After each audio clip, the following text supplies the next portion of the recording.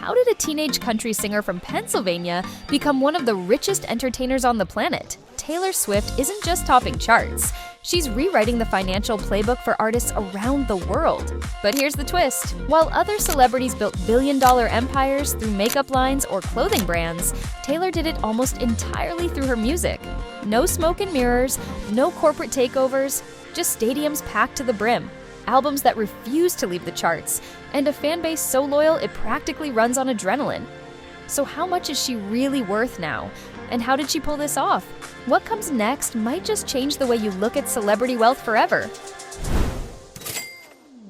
In October 23, Taylor Swift officially crossed into billionaire territory. And not just barely. With an estimated net worth of $1.1 billion, she didn't tiptoe into the elite club. She kicked the doors wide open.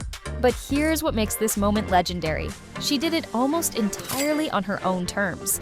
No billion-dollar beauty empire, no alcohol brand, no sneaker deals or tech startups, just music. And a relentless decade-long strategy that most artists could only dream of pulling off. When Forbes confirmed the number, it wasn't just a milestone, it was a cultural shift. Swift became the first musician ever to reach billionaire status purely off the back of her art. That means touring, songwriting, album sales, streaming, and ownership of her masters, not flashy outside businesses propping her up.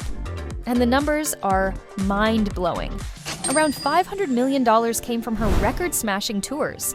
Another $500 million is the estimated value of her expansive music catalog, including both her original albums and her re-recorded Taylor's versions. Add in smart real estate moves and a modest boost from brand deals, and the total shoots past $1 billion without breaking a sweat. But this wasn't luck, it was meticulous planning. Swift spent years slowly reclaiming ownership of her work, turning what could have been a career crisis into one of the most profitable moves in modern music history. And the timing, impeccable. She hit her financial peak just as the Eras Tour launched into a global spectacle.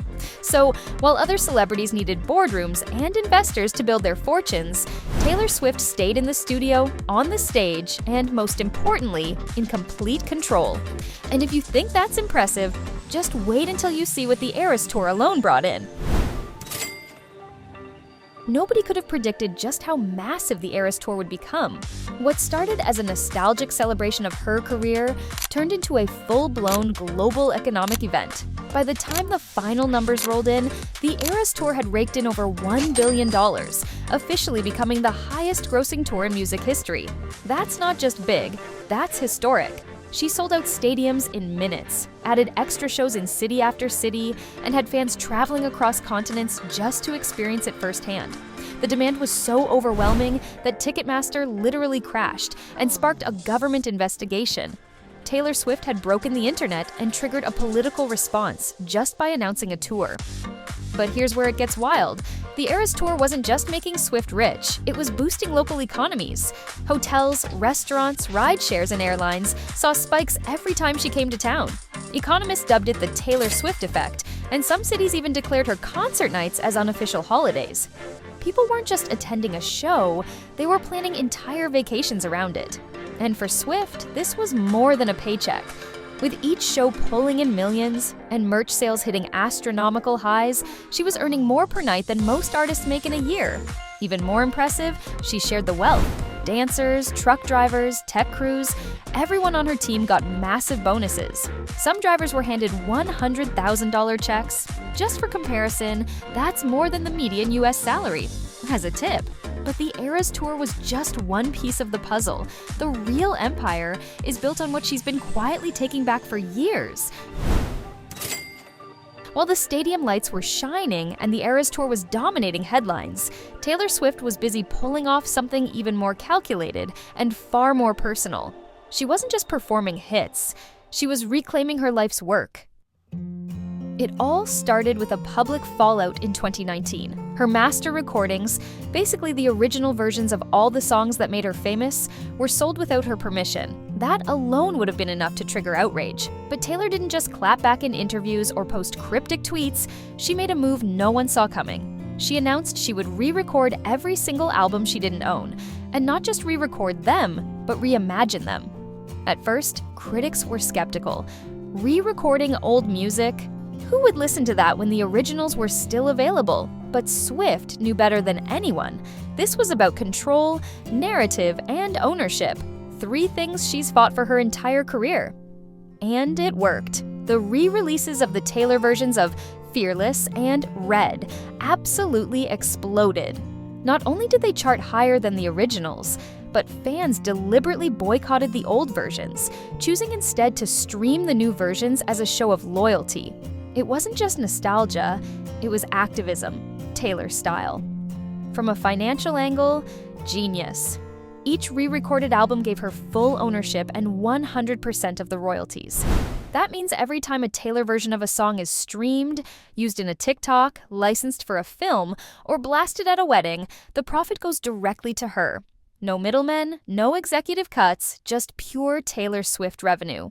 As of 2025, her total music catalog, spanning both the originals and re-recorded versions, is now valued at over $600 million. And thanks to this strategy, she didn't just increase the catalog's worth, she took the power out of someone else's hands and put it back into her own. But perhaps the most impressive part, she turned what could have been a devastating loss into a movement. Artists across the industry began speaking up about owning their masters, citing Taylor as the blueprint. She didn't just change her own narrative, she shifted the entire music industry. And while the spotlight often stays on her music, there's another side to Taylor's empire that fans rarely see. Behind the scenes, she's been stacking wealth in ways that have nothing to do with historical world tours or Grammy-winning award speeches. Taylor Swift might be known for her songwriting, but behind the music is a financial mastermind who's been quietly stacking income in every direction. Whilst touring and music sales get all the attention, the real reason her net worth soared past $1 billion is that she built a money machine that never stops running. Let's start with streaming. In 2024 alone, Swift was the most streamed artist on Spotify, pulling in over 26 billion streams. That's not a typo, billion with a B. And with each stream worth a fraction of a penny, you'd think it wouldn't add up. But for Swift, it adds up to tens of millions annually, just from passive streaming revenue. She's literally making money in her sleep. Then there's merchandise. If you've been to a Taylor Swift concert, or even tried, you already know the merch lines are wild. We're talking limited edition hoodies, signed vinyls, themed jewelry, and even era-specific candles. During the Eras tour, fans were dropping hundreds of dollars per person at the merch stands. And with most of the production handled in-house, that's nearly pure profit. But the part of her fortune that rarely makes headlines is real estate. Swift owns a carefully curated portfolio of homes worth an estimated $125 million. We're talking an $18 million Manhattan townhouse, a sprawling $30 million Beverly Hills estate, and a coastal Rhode Island mansion where she famously hosts her celeb-packed 4th of July parties. Each property isn't just a flex, it's a long-term asset that grows in value while doubling as a place for privacy, content shoots, or high-end songwriting retreats. She's also earned millions from brand deals and partnerships, but what's unusual is how selective she's been. Unlike most celebrities who say yes to anything with a paycheck, Swift's endorsements are rare, intentional, and high-paying. Think Apple Music, Capital One, Diet Coke, all legacy brands that align with her image and offer deals worth 7 to 8 figures. She doesn't overexpose her name. She builds mystique, which ironically makes her even more valuable to brands. But even with all these income streams flowing, there's one thing Swift has never stopped doing: giving back. And how she handles her wealth might just be more surprising than how she earned it. You might expect someone worth over $1 billion to just throw money around, but Taylor Swift does it differently. She's not just writing checks for publicity, she's been quietly giving away millions, often with zero fanfare. And her generosity runs so deep, it's become part of the reason her empire feels different. Let's start with the Eras tour. While she was pulling in hundreds of millions from sold-out shows, Taylor did something that shocked the entertainment world. She handed out a total of $55 million in bonuses to the crew behind the scenes. That includes $100,000 tips to each of her truck drivers. Yes, each one. For comparison, that's more than what most Americans make in a year for driving trucks on top of a paycheck. And that wasn't a one-time flex. By the end of the tour, insiders estimated she had distributed $197 million in total bonuses to performers, sound engineers, dancers, lighting teams, and every essential member of the crew. Not for headlines, not for clout, but because she believes loyalty deserves more than just a thank you. But her generosity goes far beyond her inner circle. When Hurricane Ian devastated parts of Florida in 2022, Swift quietly donated $5 million to Feeding America to support disaster relief. No Instagram post, no press release, just money moving fast to the people who needed it. And this is a pattern for Taylor. She stepped in with similar donations during floods, tornadoes, wildfires, and even local school programs. If there's a need, she's often already there before the media catches up. And then there are the personal moments, times when she hears about a struggling fan or a local charity and sends thousands without blinking. Cancer treatments, college tuition, families affected by tragedy. She's known to cover the full costs anonymously and walk away. It's rare to see a celebrity handle wealth with this kind of consistency. Swift doesn't just give because she can, she gives because it's part of who she is. But generosity aside, there's one more thing that truly separates her from every other billionaire artist, and it has everything to do with who she is not trying to be.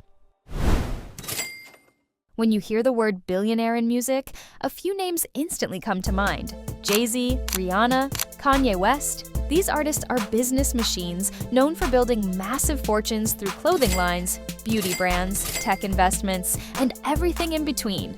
But Taylor Swift, she didn't need to branch out. She made her billion by staying right where she started. In music. Let's look at the numbers. Jay-Z's net worth is around $2.5 billion. But the vast majority of that comes from investments in Armand de Brignac champagne, Douce Cognac, and his stakes in companies like Tidal and Uber. His music? It's legendary, but it's a fraction of the empire. Rihanna is worth a similar amount, but nearly $1.4 billion of her fortune comes from Fenty Beauty, her cosmetics line co-owned with LVMH. Her last album dropped in 2016. That means most of her billions did not come from music. Now Kanye West was at one point valued at over $2 billion, but after his public meltdowns and the fallout with Adidas, that number dropped fast. And even before that, his wealth came from Yeezy, but not from his music. But then there's Taylor, no fashion line, no tequila brand, no startup IPO yet. She stands at $1.1 billion, built almost entirely off songwriting royalties, record-breaking tours, music sales, streaming, and the ownership of her masters. She's the first person in history to reach billionaire status this way, and that changes everything. Because Taylor isn't just a performer, she's a publisher, a producer, and a product. She owns her creative output, controls how it's sold, where it's streamed, and even when it's re-recorded. Every time a Taylor Swift song is played, she gets paid, and she gets paid more than almost any other artist alive. And Taylor is still doing it all herself. She writes her own lyrics and produces her own music.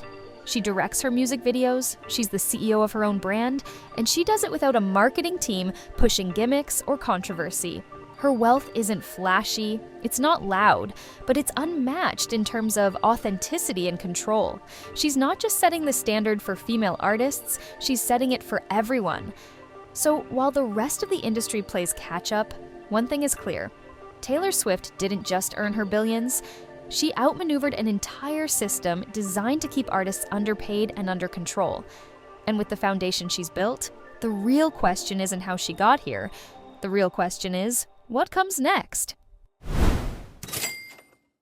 Taylor Swift didn't just become a billionaire musician, she rewrote the rules for how it could be done. In an industry where artists are often the last to get paid and the first to get exploited, she flipped the entire model on its head with decades of dedication, relentless reinvention, and a business mind sharp enough to outplay everyone who ever underestimated her. She built her fortune the hard way by creating art that people never stopped caring about. She turned heartbreak into chart toppers, scandals into strategy, and setbacks into multi-million-dollar moves. And with full control over her music, her image, and her empire, she's become more than an artist. She's become a blueprint. With her catalog still growing, her influence only getting stronger, and an entire generation of fans aging up with her, Taylor Swift's financial climb might just be getting started. A streaming platform, a music label of her own, even a film studio? At this point, nothing's off the table. And now that she's mastered the art of turning emotion into an A-list empire, what exactly is she going to conquer next?